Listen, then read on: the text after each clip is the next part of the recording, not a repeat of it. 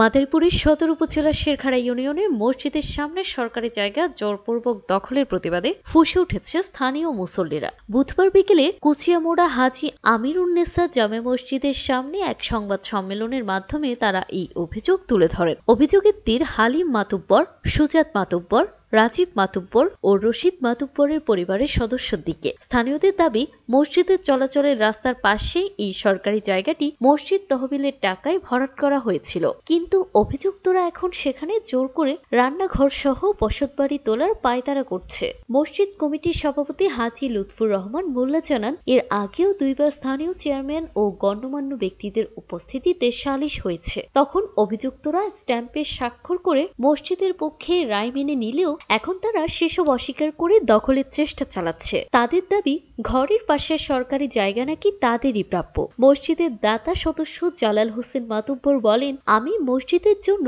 25% জমি দিয়েছি। রাস্তার পাশের এই জায়গা নিয়ে বিরোধ হলে পুলিশ 10/11 ফুটের একটি ঘর তোলার অনুমতি দিয়েছিল, যা মুসল্লিরা মেনে নিলেও দখলকারীরা মানেনি। সংবাদ সম্মেলন থেকে এলাকাবাসীর একটাই দাবি, সরকারের এই জায়গাটি যেন উন্মুক্ত রাখা হয় এবং মসজিদের চলাচলের রাস্তা বন্ধ করে কেউ যেন অবৈধ স্থাপনা নির্মাণ করতে না পারে। আমিরুন্নেসা জামে মসজিদ, আমরা মুসল্লিগণ, আমি মোহাম্মদ লুৎফর রহমান সভাপতি। এই যে আমরা চাই খালি শুধু এই সরকার, এই যে পথটা আর সরকারি জায়গাটা ওইখান দিয়ে যেরকম ভালো পজিশনে থাকে, এই বলে থেকে কেউ যেন ঘর দরজা না করে, এইটাই আমরা চাই। ওই বালুটা হালাইছে, তা মসজিদের তরফ কোনো হালাইছে, চেয়ারম্যান হতেছে চলতেছে ওই যে রশিদ হালাদার তার স্ত্রী মাতবার। এবার যে আমাদের সরকারি জায়গা আমাদের পাশে, আমরা এখানে মানে থাকবো, আমরা এই ঘর দরজা করবো, কেউ ফিরেই পারবে না। আর দুইবার হয়েছে সালিশ। তারা এই একখানে বই গণ্যমান্য বিদেশি যারা আসলো, তারা মানে একখানে বইয়া এটা একটা কাগজ লিখিত দিয়েছে, এই জায়গা তারাই বহন করবে। ওই যে মসজিদের পক্ষে লোক যারা, আমি একই সরকারি। আসসালামু আলাইকুম, আমি মোহাম্মদ জালাল হোসেন। হাজী আমিরুল জামে মসজিদের যে জায়গাটা দিছি 25%, এটা আমি দিছি। তাই এটা দেওয়ার পরে এখানে মসজিদ করা হয়েছে। এখন মসজিদের সামনে যে রাস্তাটা মেন রাস্তার দিকে গেছে, এই রাস্তাটায় সরকারি পাশে 2% জমি আছে।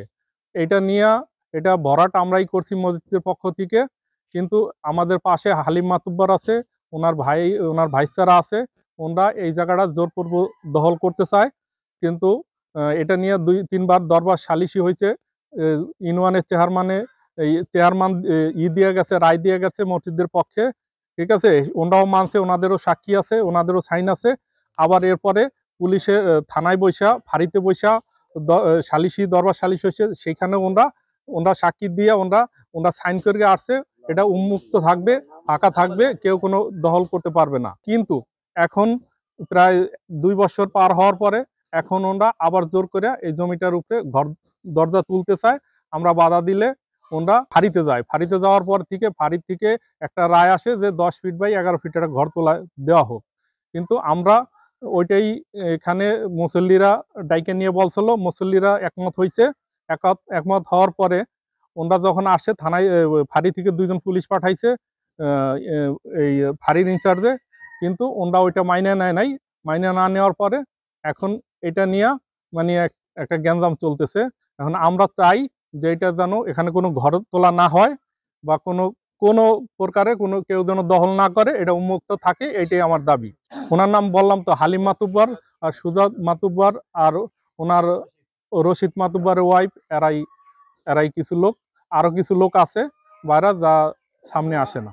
আমরা অভিযোগ দিয়ে হেরাই দিয়েছিল, তারপর আমাদের ফাঁড়িতে নিয়ে গেছিল। এরা যে ভাই মানে সংশোধন করছে, এই ভাই আমরা মান গেছি। এরা বলছে 10 ফিট জায়গায় ফেলে দেবে, 12 ফিট জায়গায় ওই ফেলে দেবে। তারপর এরা আইছে, এরা মানে না।